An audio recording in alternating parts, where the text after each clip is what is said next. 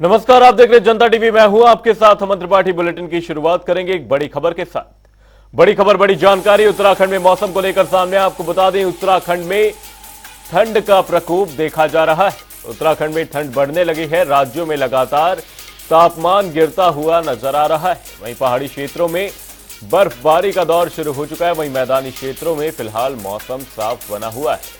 वहीं मौसम विभाग ने मौसम को लेकर अलर्ट जारी किया है। वहीं चोटियों पर हिमपात जारी रह सकता है। वहीं हरिद्वार और उधम सिंह नगर में भी कोहरे के आसार जताए जा रहे हैं। उत्तराखंड में मौसम को लेकर ये बड़ी खबर, बड़ी अपडेट आपको बता रहे हैं। उत्तराखंड में मौसम को लेकर अपडेट सामने। मैदानी क्षेत्रों में फिलहाल मौसम साफ बना हुआ है। वहीं मौसम विभाग ने अलर्ट जारी किया है। चोटियों पर हिमपात को लेकर अलर्ट जारी किया गया है। वहीं साथ ही आपको बता दें, हरिद्वार और उधम सिंह नगर में कोहरे के आसार जताए जा रहे हैं। राज्यों में लगातार तापमान गिरता हुआ नजर आ रहा है। इसी बीच उत्तराखंड से खबर सामने। उत्तराखंड में भी तापमान में गिरावट देखी जा रही है। पहाड़ी क्षेत्रों में बर्फबारी शुरू हो चुकी है। वहीं मैदानी क्षेत्रों में फिलहाल मौसम साफ बना हुआ है। वहीं मौसम विभाग ने मौसम को लेकर अलर्ट जारी किया है। चोटियों पर हिमपात जारी रह सकता है। इसी खबर पर हमारे संवाददाता नवीन शुक्ला हमारे साथ जुड़े हुए। नवीन, आपसे जानना चाहेंगे, मौसम को लेकर फिलहाल क्या कुछ अपडेट सामने है, क्या कुछ अलर्ट जारी किया गया है मौसम विभाग के द्वारा? जी, निश्चित तौर पर देखा जाए तो कहीं ना कहीं उत्तराखंड में जो है मौसम का मिजाज है वो बदल रहा है। इसके साथ ही मौसम विभाग समय समय पर अपनी एडवाइजरी जारी करता है और एक बार फिर मौसम विभाग ने जो पहाड़ी क्षेत्र है, ऊपरी क्षेत्र है, वहाँ के जिलों के लिए हिमपात के लिए अलर्ट जारी किया है। तो कहीं ना कहीं अगर देखा जाए तो अब जिस तरीके से उत्तराखंड में जो है मौसम का मिजाज फिर से बदल रहा है, तो कहीं ना कहीं ठंड भी बढ़ने की संभावना जताई है मौसम विभाग ने। और आने वाले समय में जो ठंड है वो और बढ़ने की संभावना है। तो इसको लेकर अब मौसम विभाग ने अपनी एडवाइजरी जारी की है। और जो पहाड़ी क्षेत्र है वहाँ पर ठंड, जो पहाड़ी जिले हैं, ऊपरी जिले हैं, वहाँ पर बर्फबारी हो सकती है। इसके साथ ही जो मैदानी क्षेत्र है वहाँ पर भी अब जो है ठंड की जो दस्तक है और ज्यादा बढ़ने वाली है। वहीं नवीन, अब बर्फबारी का दौर एक तरीके से शुरू हो चुका है। ऐसे में पर्यटकों की आमद बढ़ेगी। किस तरीके से यहां पर प्रशासन द्वारा व्यवस्थाएं की गई हैं, क्योंकि रुख पर्यटक यहां पर उत्तराखंड का करते हुए नजर आएंगे इन दिनों? ये निश्चित तौर पर देखा जाए तो कहीं ना कहीं यहाँ एक बार बर्फबारी उत्तराखंड में शुरू होने वाली है। तो जो पर्यटकों का जो हुजूम है वह तमाम सारे जो पर्यटक हैं वो उत्तराखंड की तरफ रुख करते हैं, क्योंकि बर्फबारी होने से साथ ही अगर जो उत्तराखंड के आसपास के क्षेत्र, चाहे दिल्ली हो गया, हरियाणा हो गया, और ऐसे तमाम जगह हैं जहाँ से पर्यटक सीधे उत्तराखंड की तरफ रुख करते हैं और जो बर्फबारी होती है उसका भी लुत्फ उठाते हुए नजर आते हैं। तो आने वाले समय में जो है पर्यटकों का जो हुजूम है वह आगे बढ़ने की संभावना है। और मैं एक चीज और भी बता दूं कि चाहे दिसंबर 31 की बात की जाए, फिर जनवरी की बात की जाए, तो पर्यटकों का जो एक भीड़ होती है वो लगातार उत्तराखंड पहुंचती रहती है। और इसके साथ ही अगर वो बर्फबारी की बात की जाए तो कहीं ना कहीं बर्फबारी में जो पर्यटक है वो भी लुत्फ उठाते हुए नजर आते हैं उत्तराखंड में। जी नवीन, बहुत बहुत धन्यवाद तमाम जानकारी के लिए। मैदानी क्षेत्रों में फिलहाल मौसम साफ बना हुआ है। मौसम विभाग की ओर से अलर्ट जारी किया गया है। चोटियों पर हिमपात का अलर्ट फिलहाल जारी किया गया है।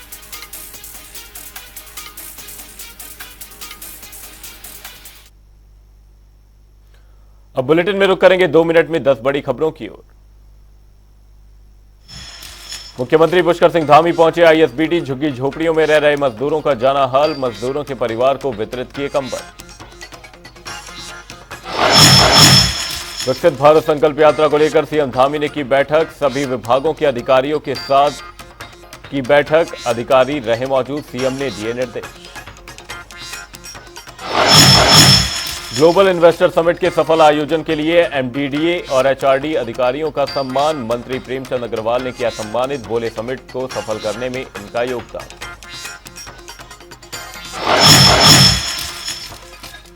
मसूरी के जॉर्ज एवरेस्ट हाउस पहुंचे पर्यटन मंत्री सतपाल महाराज। हाउस की व्यवस्थाओं का लिया जायजा। पर्यटकों से सुविधाओं के बारे में ली जानकारी।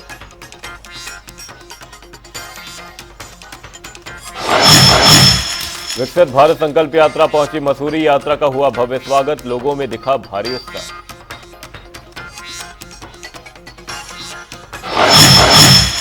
मसूरी में गहरी खाई में गिरने से घायल हुआ था युवक। एनडीआरएफ टीम ने कड़ी मशक्कत के बाद निकाला था बाहर। इलाज के दौरान हुई मौत।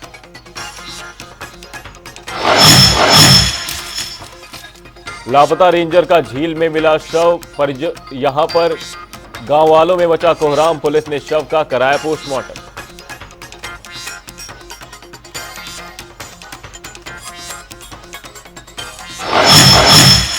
रामनगर में बढ़ रहा बाघ का आतंक। ग्रामीणों में दिखी दहशत। बाघ को ट्रैंकुलाइज करने की उठ रही मांग। खटीमा में ईवीएम मशीनों के बारे में जागरूकता फैलाने का किया जा रहा प्रयास। लोगों को किया जा रहा जागरूक। मतदाताओं के संदेह को किया जा रहा दूर। उत्तराखंड में बढ़ती ठंड पर जिलाधिकारी ने जारी किए निर्देश। मुख्य चौराहों पर अलाव की व्यवस्था के लिए दिए निर्देश। कहा व्यवस्थाओं का किया जाए प्रबंध।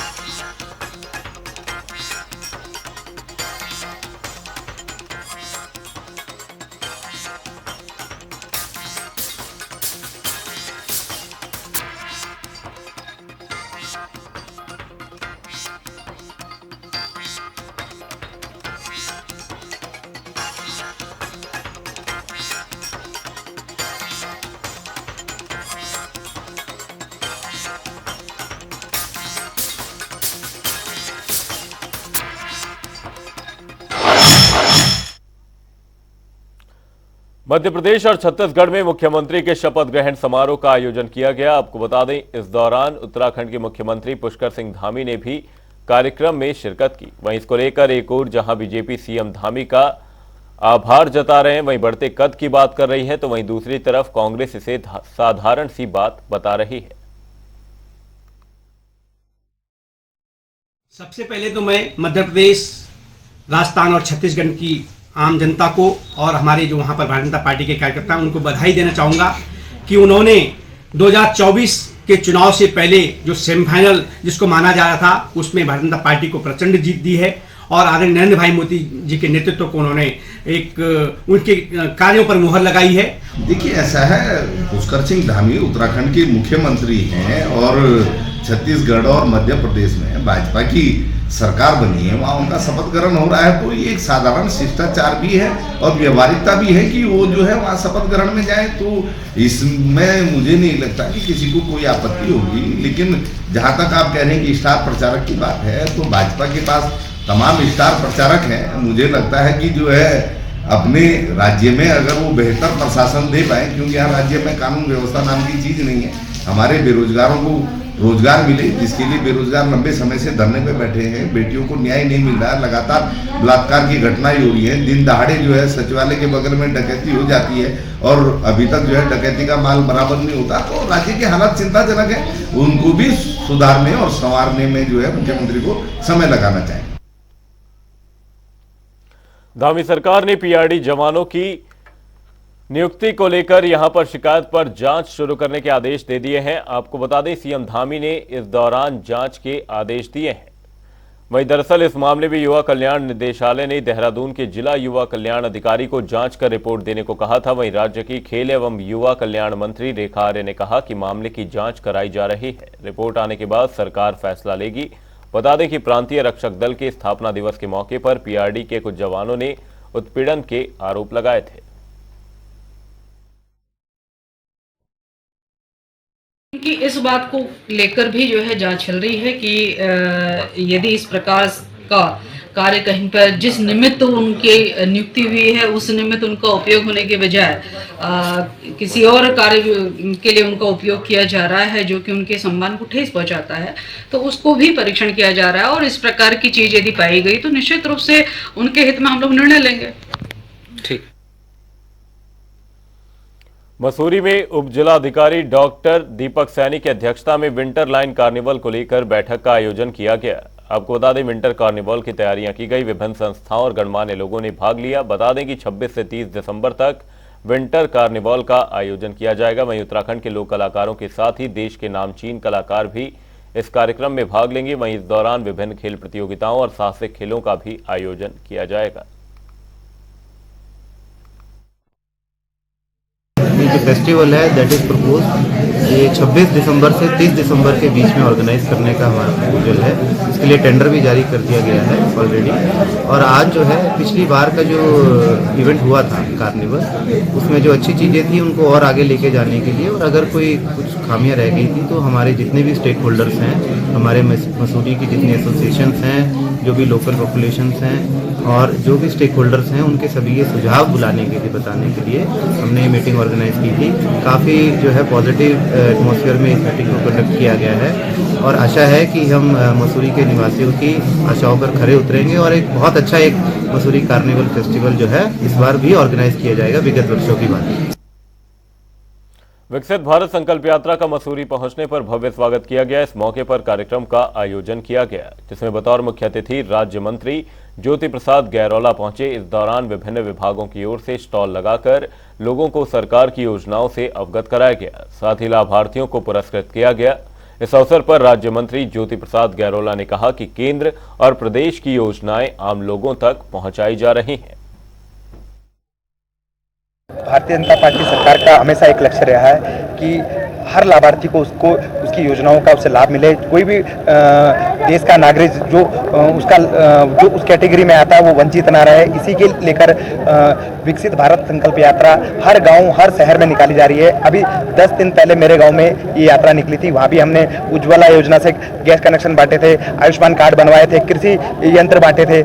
हर जितनी भी अभी राज्य सरकार और केंद्र सरकार की योजनाएं चल रही हैं वो जनता के द्वार तक पहुंचे। इसका मेन संकल्प यही है कि 2047 तक भारत विकसित देशों की लाइन में खड़ा रहे। कोई भी भारत का लाभार्थी ऐसा वंचित ना रहे कि जो किसी भी योजना से वंचित रहे।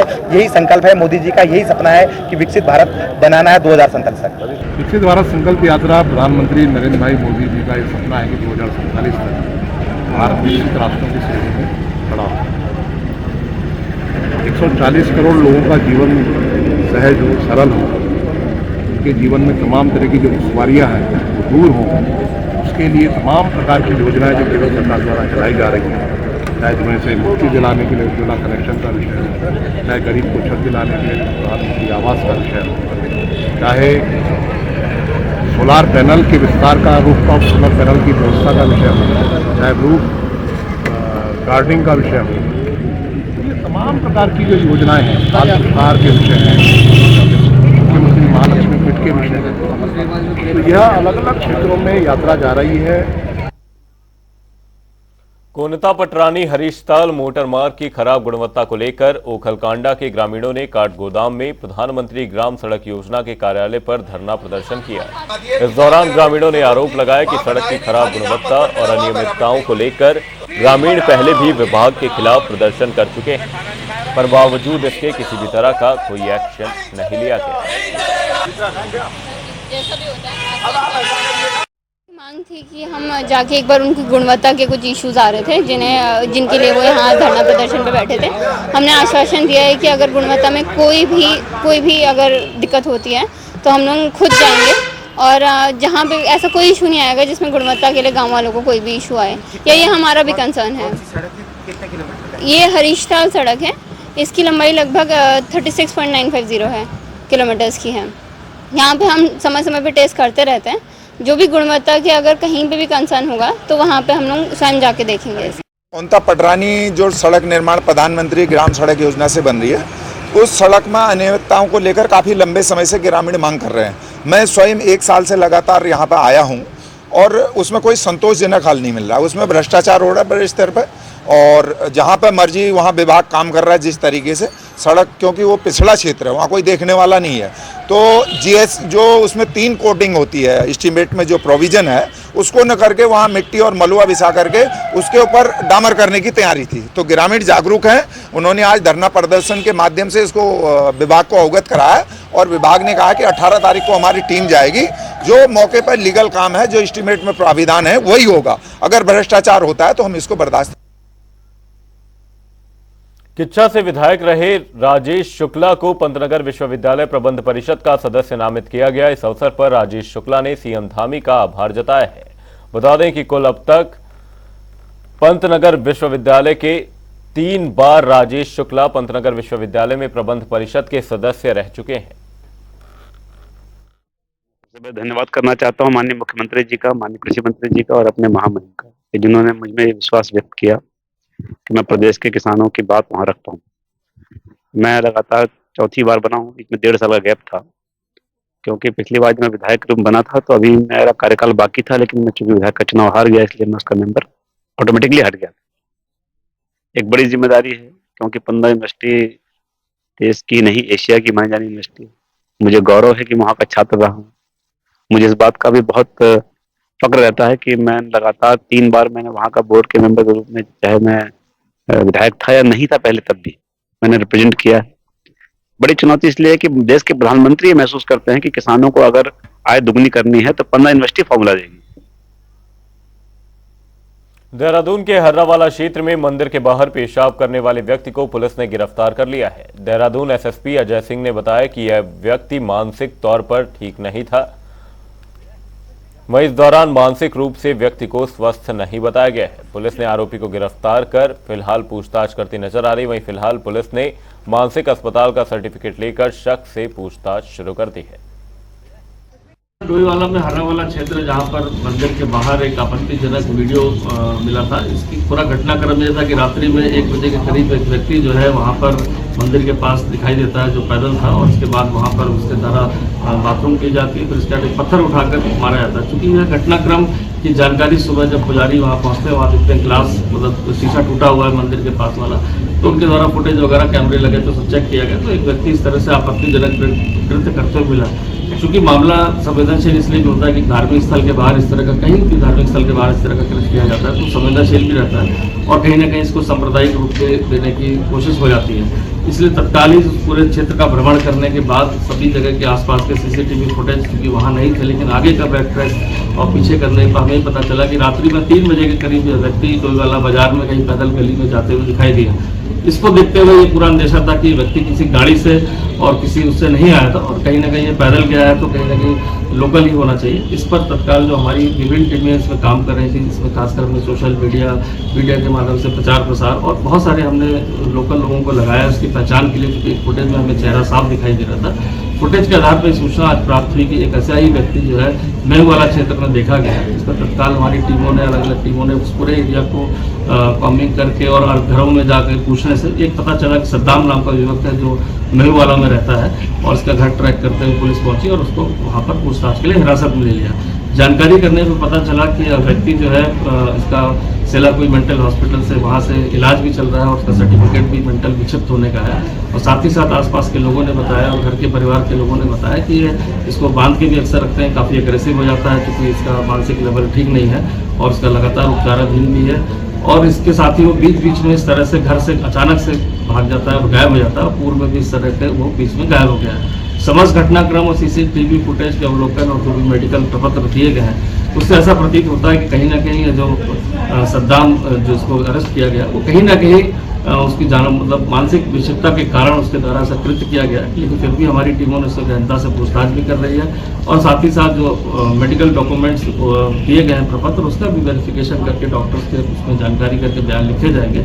लेकिन जिस तरह की फुटेज प्राप्त हुई थी, जो एक कृत्य दिखा गया था जिस पर मुकदमा दर्ज है, उसको लेते हुए उसको हिरासत में ले लिया गया, उसको माननीय न्यायालय में पेश किया जाएगा। लेकिन यह चीज़ मैं स्पष्ट करना चाहता हूँ, अभी तक की जो इन्वेस्टिगेशन और पूछताछ और लोगों से जो जानकारी और जो मेडिकल डॉक्यूमेंट्स मिले हैं उससे ऐसा लगता है कि कहीं न इस अभियुक्त का कहीं जानबूझकर इस तरह का कृत्य करने की बात नहीं आई है। लेकिन क्या उसकी मेंटल इलनेस है, क्या उसके किन परिस्थितियों में उसके द्वारा ऐसा किया गया है, ये एक इन्वेस्टिगेशन का विषय जो पूछताछ के उपरांत ही इसमें चीज़ें और सभी लोग से जानकारी के बाद क्लियर हो पाएंगी। बुलेटिन में वक्त एक छोटे से ब्रेक का। ब्रेक के उस पार जल्द होंगे हाजिर।